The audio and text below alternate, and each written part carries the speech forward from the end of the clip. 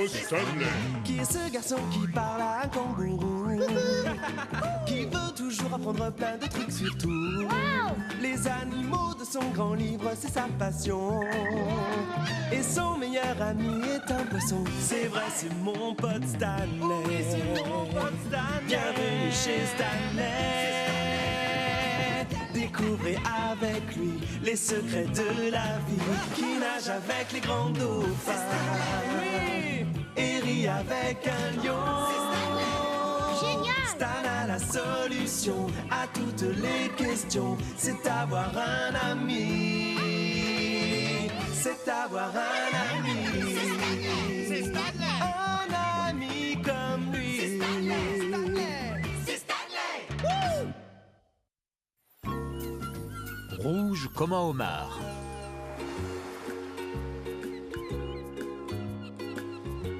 Nous y voilà. Je vois un coin parfait pour aller poser notre serviette. Il n'y a rien de meilleur qu'une journée ensoleillée pour s'amuser au bord de l'eau, n'est-ce pas? Oui, et aujourd'hui en plus c'est le grand concours de sculpture. As-tu déjà une idée de ce que vous allez sculpter dans le sable? Non, pas encore, mais je suis sûre qu'avec ma famille on fera la sculpture la plus impressionnante. Oh, c'est lourd! Oh, c'est parfait ici. L'eau a l'air extra. Oui, tous à l'eau! Oh, Oui, le poids de la vague va encore frapper. Non, pas si vite, tous les deux. Vous n'avez rien oublié? mais j'ai déjà mis mon maillot de bain, alors... Ce n'est pas ça dont je veux parler. Je te promets de rester près du bord pour que tu puisses me voir. Excellent, mais je pensais à un point tout aussi important. J'ai mon maillot, je reste près du bord. La crème solaire, on doit se mettre de la crème. Exactement, Lionel. Je ne veux pas vous voir attraper un coup de soleil. Oh, d'accord. J'ai tout ce qu'il faut dans mon sac de plage. Oh non, je vais donner un petit coup de main à votre père. Tartinez-vous avec la crème et ensuite vous êtes libre. Eh, qu'est-ce que tu crois? D'abord le grand frère. Non, c'est le petit frère d'abord. Attends. Oh, ne t'inquiète pas, j'en ai pour une seconde. Je suis tellement pressée de me jeter dans la mer. Prêt pour le grand plongeon? Oh non, non, non, non, non, non. Cette eau de mer est beaucoup trop salée pour moi. Je suis bien mieux dans ma propre piscine d'eau douce. Ah oui, je me sens heureux comme un poisson dans une chaise longue. D'accord, mais tu t'amuseras moins que moi. Je vais d'abord aller plonger, après je ramasserai des coquillages, et pour finir, je ferai la plus énorme des statues de sable. Quel emploi du temps, tu ne risques pas de t'ennuyer. Oui, mais je dois attendre que Lionel ait terminé de mettre sa crème pour y aller. T'as bientôt fini? Eh, j'ai une grande surface à tartiner. Tu n'as rien entendu? Si, je crois que quelqu'un a appelé. C'est Lester! Enfin, je crois. C'est toi, Lester? Tu ne vas nulle part sans crème solaire. Ah, c'est pas trop tôt. Tu as tout fini! Il y en a plus pour moi. Ta maman a sûrement un autre flacon, demande-lui. Mais ça va encore prendre du temps. Je peux peut-être... Tu n'envisages quand même pas de rester au soleil sans aucune protection. en fait... Le soleil risque de te brûler. Mais non, il ne tape pas si fort. J'ai même pas trop chaud. Crois-moi, j'en ai pas besoin. Il ne faut pas se fier aux apparences, Stanley. Ce n'est pas parce que tu crois que le soleil ne tape pas fort qu'il ne peut pas te faire de mal. Ne t'en fais pas, Denis, ça va aller. Mais Stanley! C'est toi derrière ces lunettes? Oui, Stanley. Est-ce que tu peux m'aider? Oh. Merci. On va chercher des coquillages?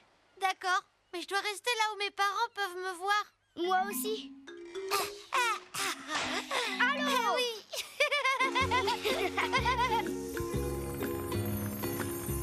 Il nous faut encore quelques beaux coquillages pour décorer notre sculpture de sable. Regarde celui-là, Stanley. Je crois que tu as encore ramassé un caillou, Lester. Encore? C'est pas juste. Comment tu trouves celui-là? Il est parfait. Oh! C'est une belle récolte. Oh, et pourquoi tu as frappé aussi fort? Je me suis pas rendu compte. Je t'assure que j'ai eu mal. Ah, pardon, excuse-moi. Hé, tu crois que j'ai pris plein de muscles et des forces comme les héros qu'on adore? Peut-être. Ne t'inquiète pas, Stanley. Un beau jour, tu seras sûrement aussi fort que moi. Tu devrais faire des pompes pour essayer de t'améliorer. Si tu le dis. Oh, pardon, j'avais oublié. Je crois que je ne me rends pas compte de mes forces. Hé, pourquoi est-ce que t'as le dos tout rouge? J'en sais rien du tout. Mais ça fait mal si tu y touches. Les garçons, c'est l'heure de déjeuner. Déjeuner? Oui, j'ai faim. Je me demande ce que mes parents ont apporté. J'arrive, maman. À tout à l'heure, Stanley. Tu t'es bien amusé dans le sable? Aïe, oui. Qu'est-ce qui t'arrive, Stanley? J'ai mal au dos dès que quelqu'un y touche. Tu as reçu un coup de soleil, mon pauvre chou. Ouh là là, t'es rouge comme un homard. Arrête, je ne suis pas un homard. Eh ben, tu y ressembles en tout cas. Mais dis-moi, tu ne t'es pas mis de la crème solaire tout à l'heure? En vrai, tu vois, j'allais le faire, mais il y en avait plus dans le tube. Stanley Griff, tu aurais dû venir me le dire. J'en avais pris un autre tout neuf dans mon sac. C'est très important de s'appliquer une crème solaire. Ta peau a besoin de protection. Oui, je sais, je suis désolée, maman. Qu'est-ce qu'il doit faire? Surtout ne plus du tout s'exposer. Mais si on part, je vais rater le concours de sculpture. Oh, s'il vous plaît, je promets de rester sous le parasol. Je serai sage. Allez. Bon, d'accord. Mais tu restes à l'ombre quoi qu'il arrive. Salut, je vais faire une partie de volleyball. Quant à nous, si on veut participer au concours de sculpture, on doit aller se renseigner. On revient tout de suite, chérie. Reste bien à l'ombre. Est-ce que j'ai vraiment l'air d'un homard? Je reconnais que tu es très rouge. Mais tu n'as pas encore de pince à la place des doigts. Oh, c'est vrai, les homards ont des pinces. Si on profitait de notre séjour à l'ombre pour en apprendre un peu plus sur les homards. Bonne idée. Mais comment? Je n'ai plus le droit d'aller dans l'eau. Je pensais trouver des choses sur le sujet dans un certain recueil. Le grand... Attends!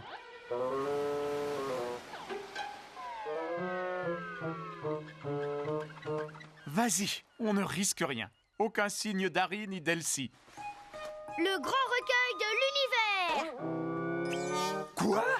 J'hallucine! Le soleil m'a cogné sur la tête! C'est le grand recueil de l'univers avec tous ses secrets.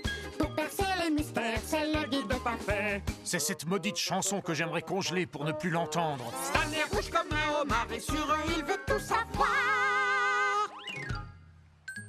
Ah, fini la chansonnette. Maintenant, si on ouvrait le recueil. D'accord. Homard commence par un H. Alors, A, B, C, D, il ne faut pas en rater une. E, F, G, H, c'est là. Homard.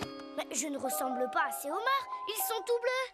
Il est écrit là que les homards deviennent rouges seulement quand on les cuit. Mais avant cela, en réalité, ils sont plutôt bleu-brunâtres. Oh, alors finalement, on dirait que je n'ai aucun point commun avec les homards. Nous n'avons qu'un moyen de le savoir. Plongeons tout de suite dans le livre pour rencontrer des homards. Oui, bonne idée, Denis. 5, 4, 3, 2, 1, dans le livre, on s'amuse bien.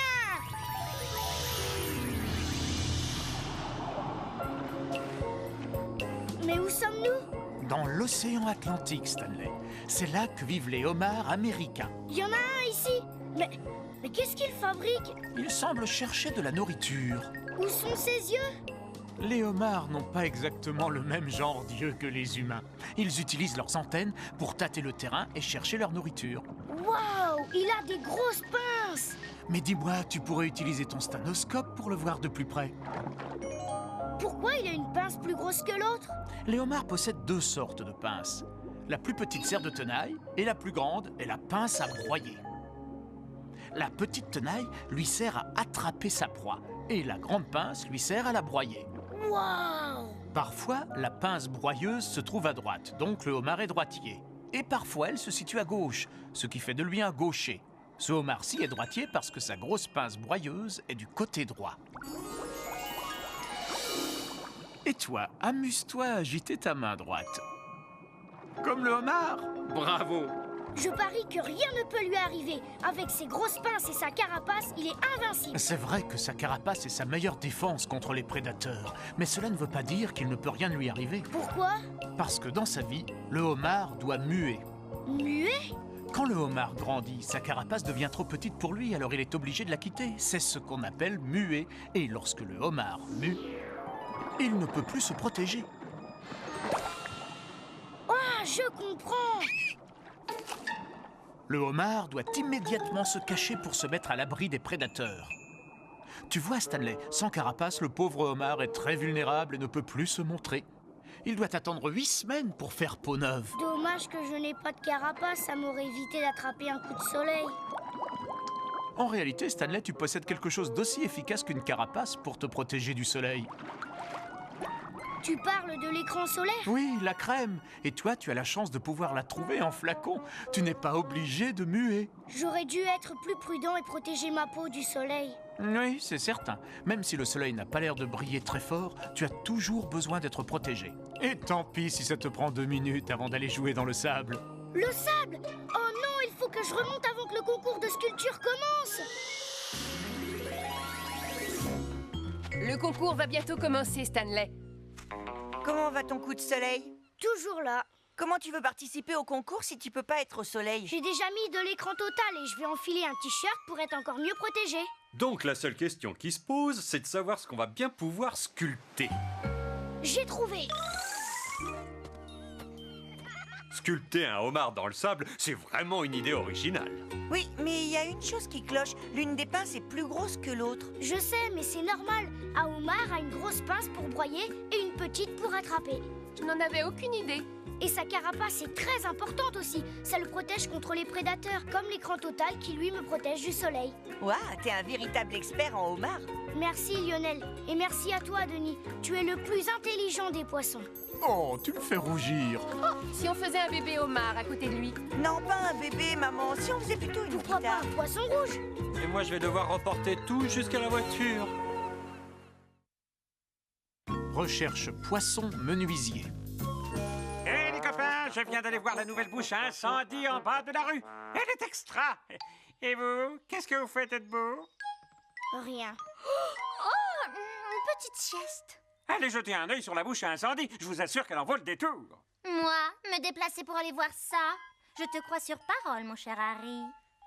Merci, mais peut-être plus tard. D'accord. Alors qu'est-ce qu'on fait? Je n'en sais rien. Vous avez une idée, vous? Moi, j'en ai une. Si on allait skier, Harry, il n'y a pas de neige. j'ai pas de chance. Oh. Le ski nautique, ça vous tente? Harry, il n'y a pas d'eau non plus. J'ai pas de chance. Et si on faisait des lancers? Ah oui, voilà une bonne idée. Je n'ai plus qu'à trouver une balle. Je crois qu'il y en a une dans le garage. Je vais la chercher. Ce n'est pas exactement comme ça qu'on le voulait. Tu l'as mesuré 2 fois avant de couper une fois. Ah, je croyais que tu avais dit mesure une fois et coupe 2 fois. Peut-être que le problème vient de là. Qu'est-ce que vous fabriquez? Une étagère. Pour mettre des livres dans ma chambre. Ça avance bien? Eh bien, pas tout à fait comme nous l'avions prévu. Il nous reste du bois, Lionel. Je crois que oui. Ouah, la grande scie! Tu vas t'en servir pour couper la planche? Ouais. Et si on recoupait la planche du dessus? Ah oui, ça pourrait marcher. Mais il faut tout redémonter et reprendre depuis le début. C'est super! Un marteau! Est-ce que je peux aussi bricoler? Non, désolé, Stanley, pas cette fois-ci. Mais papa, je peux être utile, c'est vrai. S'il te plaît, je peux vous aider, toi et Lionel? Je sais bien que tu aimes bricoler, Stanley, mais tu es encore trop jeune pour manipuler ce genre d'outils. Je te promets que nous fabriquerons quelque chose ensemble, mais un autre jour. D'accord. Mais je voulais faire partie de votre équipe. Désolé, frérot, mais t'as entendu papa. Et d'ailleurs, ça changerait rien si t'étais plus grand. T'y connais rien en menuiserie. Ah, j'adore mes écharpes quand elles sont douces, pourvu que celles-ci ne gratouillent pas. Menuiserie. Je suis sûre que je m'y connais en menuiserie. Denis, c'est quoi la menuiserie? Faire de la menuiserie, c'est fabriquer des meubles ou des petits objets avec du bois. Et la personne qui fait ça s'appelle un menuisier. Le menuisier travaille avec toutes sortes d'outils et il est capable de construire des choses aussi variées qu'une maison en bois ou alors un bateau ou encore... Une étagère? Oui, une étagère aussi. Ah, te voilà, Stanley. Et tu as trouvé la bébelle? Oui, je l'ai trouvée. Mais Qu'est-ce qui ne va pas, Stanley? papa et Lionel fabriquent une étagère et je voulais les aider. Mais papa a dit non. Tu es encore un peu trop jeune pour pouvoir utiliser certains outils dont on se sert en menuiserie. Oui, je sais, à moins que... J'ai une idée! Les poissons! Le requin-marteau et le poisson-scie. Quoi? Si j'avais un requin-marteau et un poisson-scie, je n'aurais pas à prendre les outils de papa parce que c'est eux qui feraient le travail.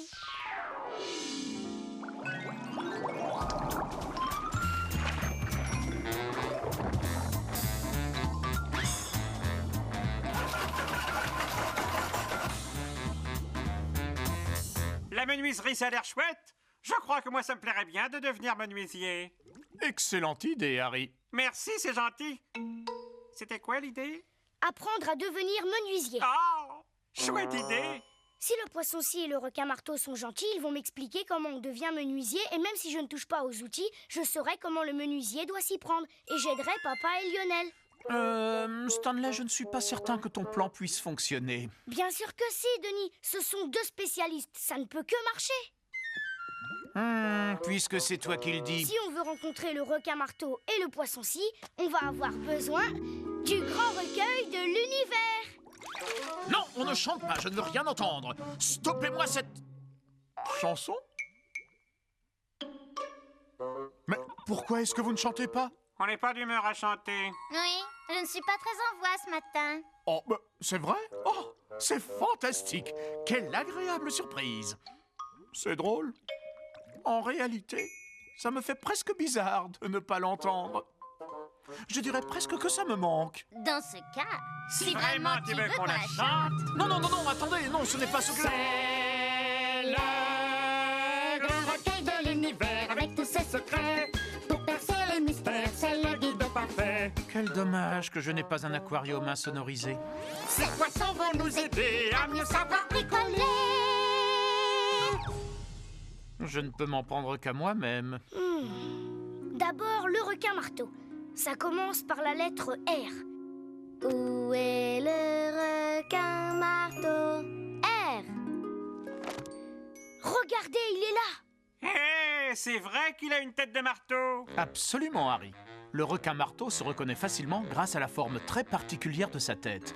Il vit dans l'eau salée et on le trouve généralement dans l'océan. le poisson-ci vit-il également dans l'eau salée? On va le découvrir. P pour poisson-ci. Il est dit là que les poissons-ci sont des requins. Et bien qu'on les trouve à l'occasion dans l'eau de mer, ces poissons-là préfèrent apparemment l'eau douce à l'eau salée. Donc on ne va pas pouvoir leur rendre visite en même temps. Alors on a intérêt à se dépêcher. 5, 4, 3, 2, 1, dans le livre, on s'amuse bien. Oui! Je vous attends là. Oh, l'importante sieste à terminer aujourd'hui. Pas moi! J'aimerais apprendre à me construire une niche, ça peut servir. Boulet de canon! Les chiens. Waouh, son nez ressemble à une scie. Oui, et son drôle de nez en forme de scie est drôlement important pour ce poisson-ci. Tu devrais sortir ton stéthoscope et regarder de plus près.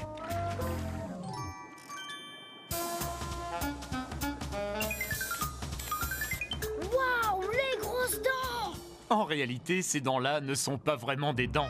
Ce sont des écailles qui se sont modifiées. Son grand nez et ses dents travaillent ensemble pour l'aider à attraper sa nourriture. Son long nez l'aide à sentir les petites proies qui peuvent être enfouies dans le sable. Une fois qu'il les a repérées, il se sert de son nez comme d'un râteau pour les déterrer. Wow! Ça lui sert de scie et de râteau! C'est super, mais quand est-ce que je vais apprendre à devenir menuisier avec lui? Eh bien, c'est ce que je te disais tout à l'heure. Je sais ce qui va l'aider à commencer. Bonne idée, Stanley. Il va te construire quelque chose en 2 temps, 3 coups de scie.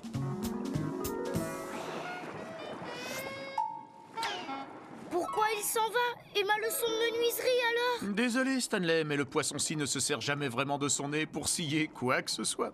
Oh non! Donc, si tu as envie d'en savoir un peu plus sur la menuiserie... Il faut tout de suite aller voir le requin-marteau. Non, ce n'est pas du tout ce que je voulais te... dire. Contrairement à la rivière dans laquelle vit le poisson-ci, cet océan est si salé que je suis obligé de mettre ma combinaison de plongée. C'est bizarre, il a la tête toute plate. Oui, mais grâce à cela, il nage plus facilement. Et comme le poisson-ci, sa tête possède des capteurs sensoriels qui l'aident à détecter ses proies.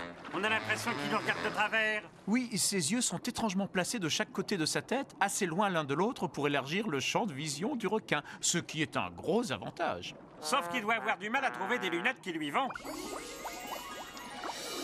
Et toi, est-ce que tu connais d'autres animaux qui ont des yeux sur le côté de la tête, comme le requin-marteau? Le chat? Le singe? Ou peut-être le caméléon?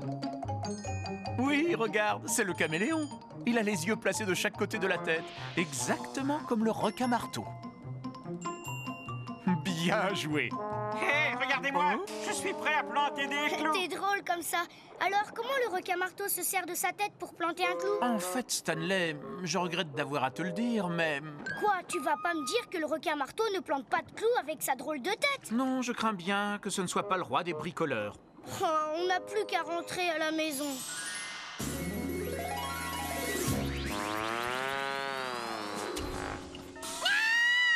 Oh, pardon, Elsie.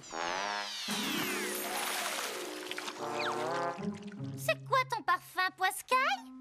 Je me suis complètement trompée sur eux. Le poisson-ci et le requin-marteau ne s'y connaissent pas plus que moi en menuiserie. Je suis désolé, Stanley. Maintenant, je n'ai plus aucun moyen d'apprendre ce métier. Je ne pourrai jamais aider papa et Lionel. Ah, Ah, te voilà. Désolé, mais tu pouvais pas nous aider avant. ce n'est pas grave. Ton étagère est terminée? Ouais, il ne reste plus qu'à la peindre. Papa est allé chercher la peinture et moi, je suis venue te chercher toi. Moi? Bien sûr, il y a 2 artistes dans la famille et j'en suis pas un. Waouh, c'est vrai! Tu veux que je vous aide, papa et toi, à finir l'étagère? Exactement. Eh, très chouette ton poisson marteau. Est-ce que tu pourrais me peindre ces 2-là? Oui, c'est le poisson-ci à côté du requin-marteau. Ils ressemblent pas tout à fait à ça, mais ils seront super sur ton étagère. Alors, au travail. Je me suis complètement trompée sur le poisson-ci et le requin-marteau. J'ai peur qu'il ne soit pas très doué en tant que menuisier. C'est sûr, mais ils ont quand même beaucoup d'autres talents. Le poisson-ci peut repérer ses proies même sous le sable et après il les déterre avec sa scie. Et la tête plate du requin-marteau fait de lui un champion de natation. C'est une chance d'avoir ce talent.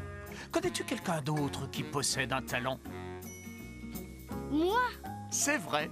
Tu ne pouvais peut-être pas aider ton papa et Lionel à construire cette étagère?